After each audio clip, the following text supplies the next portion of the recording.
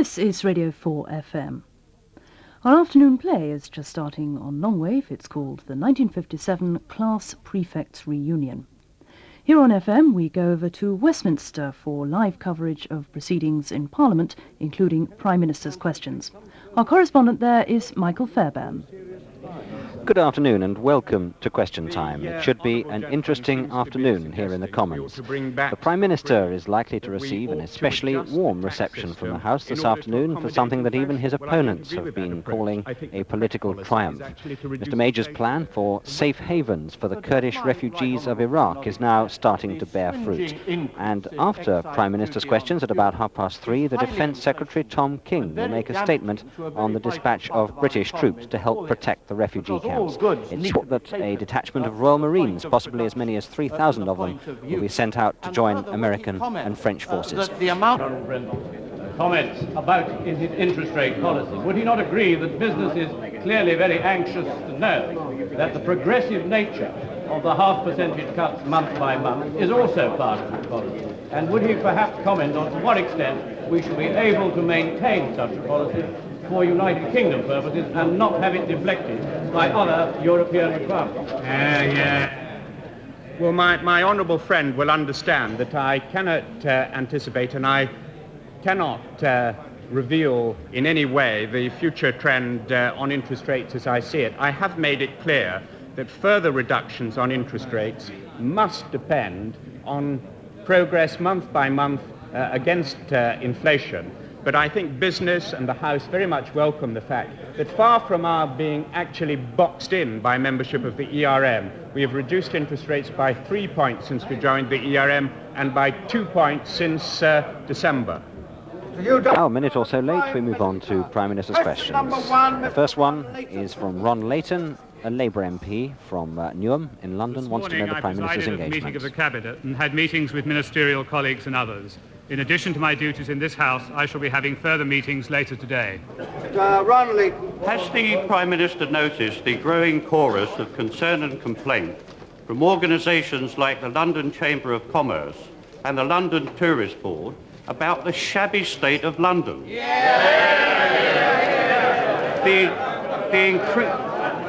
The increasing congestion and the deteriorating quality of life.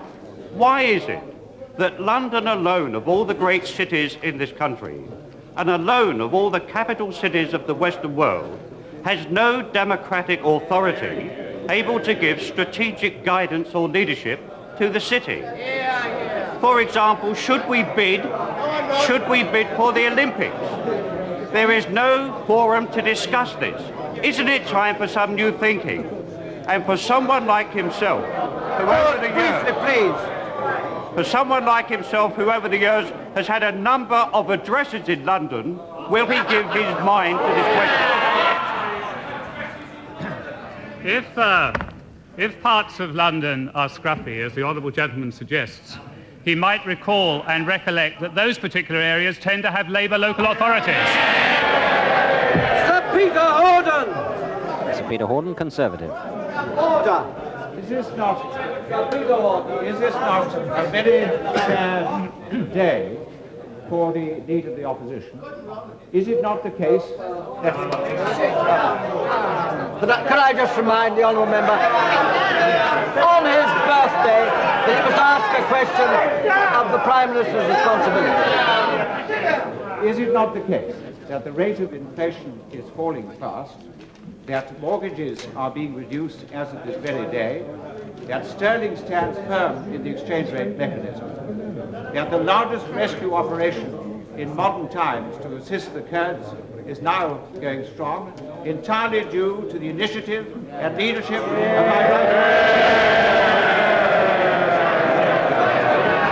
Now put the boot in.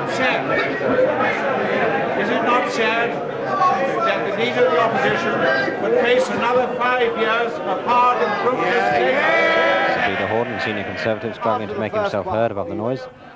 Well, I'm grateful to my honourable friend for his remarks. Insofar as the Leader of the Opposition is concerned, I think he underrates the records that the Leader of the Opposition has. He has, after all, practically lost a record number of general elections and will in due course lose another. Neil Kinnock. And here he is, Mr. Kinnock. A cheer from his own side. Mr. Speaker, on the question of records, doesn't the Prime Minister agree that today's record rise in unemployment is a personal tragedy for those people who have lost their jobs and a personal failure for him? Doesn't he agree that anyone who has been the cause of so many other people losing their jobs ought to lose his? I certainly share with the right honourable gentleman a very considerable concern about the people who have lost their jobs. We all share that. Except that, although the right honourable gentleman is against unemployment in principle, he supports in practice policies that will create it, not least as a Welsh member failing to be here earlier this week to vote for the Cardiff Bay Bill that would have provided 25,000 jobs. Mr. Speaker. Mr. Speaker. Order, order, order. Order, sit down. Order. Mr. Kinnock. Mr. Speaker. Mr. Speaker, could I impose on you simply to explain that the reason that I wasn't in the House on that occasion was because Her Majesty did me the enormous honour of inviting myself and my wife to spend the night with the royal family in Windsor Castle. And Labour MPs are enjoying that, waving their order papers. Mind you, the Conservatives too are pointing. Quite sure what the joke is, but this was referring to a night earlier this week when the Commons sat through the night on a private bill to build a barrage across Cardiff Bay. In the end, the bill fell through lack of support, and it will be reintroduced with government backing. And I thought that the Prime Minister's many advisers may have drawn his attention to the court circular. Mr. Speaker, I heard earlier what the Prime Minister said in his efforts to rebut the charges relating to unemployment. The fact is, since he became Prime Minister, 330,000 further people have lost their jobs, all as a direct result of his economic policies. Isn't it obvious that he is truly the Prime Minister of unemployment? The right honourable gentleman, I trust, will now confirm to the House that he will support the government bill on Cardiff Bay to provide 25,000 jobs. And while he's about it, perhaps he will explain while he's about it why he wants to introduce a minimum wage that would cost 1 million jobs in this country. Sir Peter Blaker. So move on to a Conservative backbencher, Sir Peter Blaker, former Minister. Order, order. Now, order. Speaker calling the House to order. A little bit restless Sir this Peter afternoon. Blaker. Is it not significant that the first group that my right honourable friend was able to persuade of the merits of his bold initiative for safe havens in Iraq was the heads of government of the European community? Did that not strengthen his hand a great deal in persuading President Bush, who was initially reluctant, also to agree to that initiative? And does that not show the potential and the importance of European political cooperation? We have worked very closely throughout this matter with both the European Council, the United Nations, and the President of the United States. And I think that coalition of forces has now provided the right answer to deal with the immense tragedy that we are seeing in Iraq. Mr. Norman Hogg. And the next question is the same as before. What are the Prime Minister's engagements? Sir Norman Hogg, Labour. Prime Minister proud of today's unemployment figures?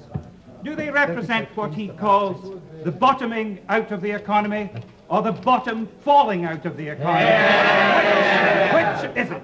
And does he have any bold and heroic initiatives to help the growing army of unemployed? The policies that the honourable gentleman supports and his party,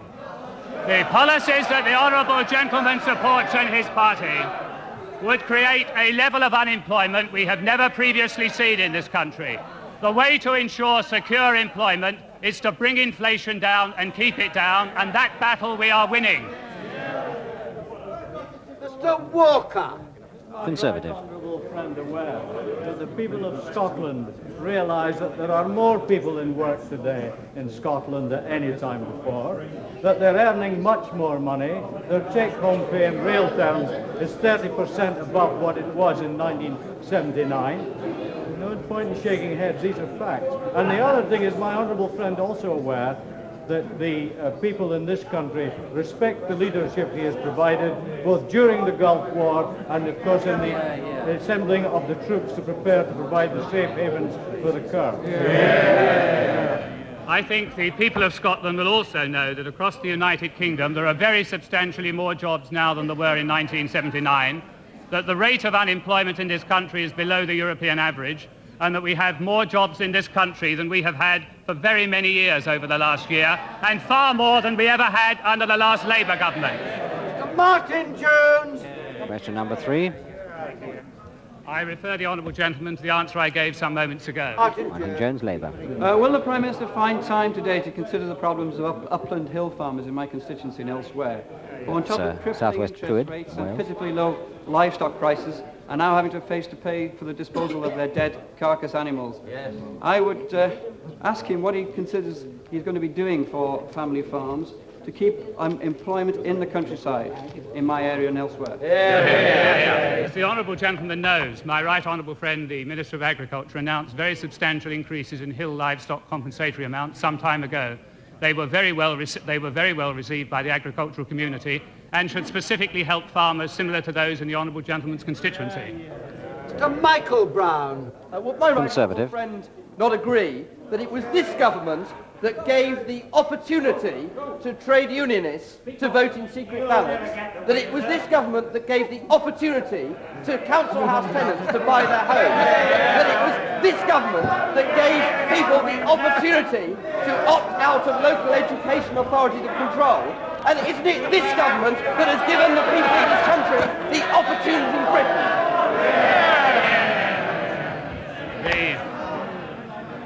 My honourable friend is of course entirely right, and the only opportunities that people will get from honourable gentlemen opposite is opportunity yet again to do what their trade union leaders tell them, what their council leaders tell them, and what any future Labour government might tell them. Bruce Grocott. Question number 4, Bruce Grocott, another Labour MP. Grocott. Mr. Speaker, would the Prime Minister like to take this opportunity of finally dispelling the allegations of dithering by standing up decisively at that dispatch box and announcing what the country wants to hear, that there'll be a June general election? And if, as I suspect, he's still not clear in his own mind on that subject, will he be issuing a consultation document? I can tell the honourable gentleman very crisply, when we hold the election, we'll win it. So we move on to a substantive question now. This is asking about compensation for nuclear test veterans. Currently being conducted. The government's position is that it is ready to pay compensation if there is firm evidence of participation in the United Kingdom's nuclear test programme had caused the cancer. Turns again. The Prime Minister will recall, in answer to my original question, he gave a sympathetic and urgent reply and response to the plight of the haemophiliacs. This case is clearly more complex, but in many respects even more deserving. And those of us who have had people at our surgeries and interview nights in the constituency suffering from appalling cancers, who were given no protection from the atomic tests in the South Pacific, believe that action is long overdue and urgent compensation should be paid. I hope my right honourable friend will proceed with his inquiry with the greatest possible speed. I give my right honourable friend the assurance we will proceed in that fashion, and we will try and ensure minimum delay. The practical problem that exists is that there are a limited number of appropriate medical experts. Nonetheless, I will do what I can to ensure the report is as speedy as possible. Stanley Orme. Labour. If the Cabinet agreed on the poll tax provisions this morning... I'm afraid this is a definitive question. Well, I don't think we're going to have a second bite on it. This is about nuclear tests. I think we better move on in that case. Mr. Robert McLennan. Number 6. And this is another open question about the Prime Minister's engagements. The answer I gave some moments ago. Mr. Ron McLennan. Liberal Democrat. Can the Prime Minister explain, perhaps in the light of the discussions he had this morning, how any local tax which combines the poll tax and the rates could possibly be related to ability to pay? As the honourable gentleman may perhaps be interested to know, we propose to publish early next week with exemplifications, the way in which we think we should proceed in terms of local government taxation. He will find no difficulty in seeing the answer to his question then. Gerald Howarth. My right honourable friend Conservative. agrees that with the Soviet Union still in turmoil, it would be absolute folly for the United Kingdom unilaterally to dispose of its independent nuclear deterrent so long as other potential aggressors possess theirs. And does he believe that those who have been in the past passionate supporters of unilateral nuclear disarmament should be trusted by the British people with the defence of our country? In reference to Neil Kinnock, who used to be a member of CND. I do agree entirely with my honourable friend that maintenance of an independent nuclear deterrent is absolutely vital for the future security of our country. I am surprised that some others are less consistent in their principles upon this point. Statement, Mr. Secretary. So we move on to the statement from Tom King about the dispatch of British troops to northern Iraq. With permission, Mr. Speaker, I wish to make a statement about the assistance which our armed forces are already providing to the relief effort for the Kurds in Iraq, and our plans now to support my right honourable friend the Prime Minister's proposal for the establishment of safe havens in Iraq. The Royal Air Force has now been operating in Turkey for 10 days, delivering supplies in the most difficult conditions. Hercules aircraft have already delivered more than 240 containers to the refugees in the high mountains.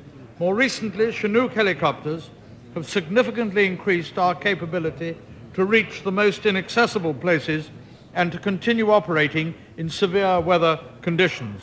Yesterday, when bad weather meant that little else could operate, one Chinook alone made no less than 8 successful supply missions. In addition to the existing 3 Chinook available for this operation, 2 more Chinooks reached Turkey yesterday, and a further 4 are due to arrive today. This will treble our heavy lift capability, and with our continuing Hercules effort, will now comprise a really significant supply capability. The next priority, as my right honourable friend, the Foreign Secretary, said yesterday, is to get the refugees down from the mountains and into the temporary safe havens which my right honourable friend, the Prime Minister, proposed. This will not happen unless the refugees have confidence that they will be safe from Saddam Hussein. I can now tell the House the steps we are taking to provide that security as quickly as we can and to initiate Operation Haven as it is being called. At the same time as the Foreign Secretary was making his statement in the House yesterday, a team from my department was completing the initial planning with the US commanders, and we have been in close touch with the French Defense Ministry as well. We are particularly grateful also for the excellent help of the Turkish government in these efforts. A reconnaissance and advance party left this morning to prepare for the arrival of the first elements of our forces, which will leave within the next 48 hours. I have decided that these forces will be based mainly on the 3rd Commando Brigade, the Royal Marines. The Royal Marines are particularly well suited for rapid deployment, trained to operate in mountain areas. The brigade will include specialists in engineering, water supply, communications, and medical and hygiene personnel. It will include substantial logistic support to sustain these operations, being conducted in very difficult terrain and weather, and well forward from the main airhead.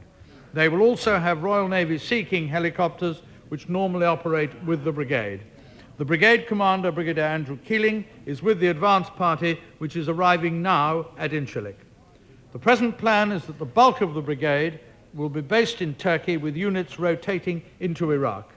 The camps will probably take the form of a number of tented villages around a central distribution point, and the aim will be that, so far as possible, the Kurds should be assisted to organize themselves within the camps with our forces providing the security. The House will recognise that this is not an ordinary military operation. We are here engaged in humanitarian relief on a massive international scale when time is of the essence. It is a temporary arrangement to provide shelter and supplies to hundreds of thousands of people who desperately need them, and to give them the confidence that in these havens they will be safe. That is our purpose, and every effort is now being devoted to achieving it as quickly as we possibly can. And here's Martin O'Neill, Labour's Shadow Speaker, Secretary of State. I'm sure the whole House will thank the Secretary of State for his statement. I think that we are all indebted at this stage already to the RAF for the sterling work that they've undertaken. Could he indicate the size of the US and French contributions which are being made? And does he think that the Franco-British contribution could have been sufficient on its own?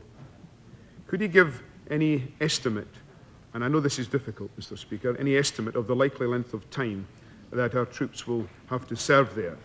And would he bear in mind that there are many in this House who recognise that British troops were sent into the north of Ireland for a humanitarian purpose in 1969 and are still there?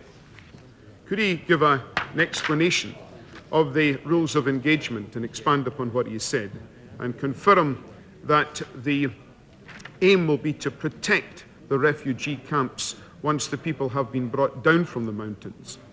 And can he assure the House that these camps will not become guerrilla bases, which could easily happen if the armed Kurds are allowed to take their weapons into the camp? Could he indicate the character or the nature of the air support which will be there to protect our forces? And finally, I note what he said on the question of the RAF's heavy lift capability.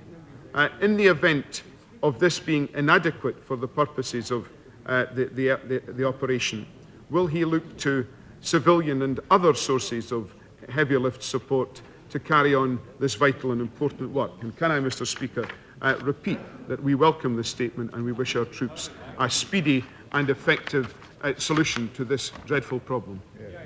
Well, I'm very grateful to the honourable member, and I think his tribute to the RAF is certainly very well judged. All honourable members have seen the sort of conditions and the sort of terrain over which they're operating, and it's quite interesting that their skills, and not least will be shown by the Sea King pilots when the 3 Commando Brigade are operating, who are trained to operate in the mountains, their particular skills are going to show to great advantage, and their courage as well. In terms of whether this is enough and whether the French and British could cope on their own, the reality is in the present situations, I'm talking entirely about Iraq and about the Turkish border with Iraq, and we know the huge problem also on the Iranian border, that we need all the help we can get. And in that connection, I was very pleased to hear from the Netherlands Defence Minister this morning, to whom I've just been speaking, and I think it is likely that the Netherlands will wish to join in as well and make their contribution. And so that is excellent news as well. I can't give an answer on the length of time, but I think the honourable member isn't challenging by that question in any way the need for this urgent humanitarian action, and we're very grateful for his support. On the rules of engagement, while we don't obviously disclose those in public, I would make quite clear that they do include the right to self-defence. That is implicit in them at all times, and that our forces, we shall ensure, if they go forward for this task as they're going to do, that we ensure that they are equipped and are under the rules and regulations that enable them to protect themselves properly. We are not prepared to see these camps becoming guerrilla bases. They are intended for humanitarian purposes to save the lives, and we will not allow armed Kurds to use them as bases from way to pursue their campaigns from there. And that has to be the situation, not least in the interests of the security and safety of our own forces who are guarding those camps. It would be most unsatisfactory if those camps actually contained factions of armed men, which could put our own people in a very dangerous situation indeed. I hope the House will understand that if I give preference today in a developing situation to those members who were not called on Monday or called yesterday. So Miss Janet Fuchs first. Conservative. Dame Janet. Having watched the Royal Marines in training myself on moors, in mountains and in the Arctic over some years, may I commend the choice of these excellent elite troops. None could do a better job than they, and I hope that they will set a standard which other nations will follow. Well, I know my honourable friend's close interest with the Royal Marines. As it happens, as she will know, they've just returned from an exercise in the mountains in Norway.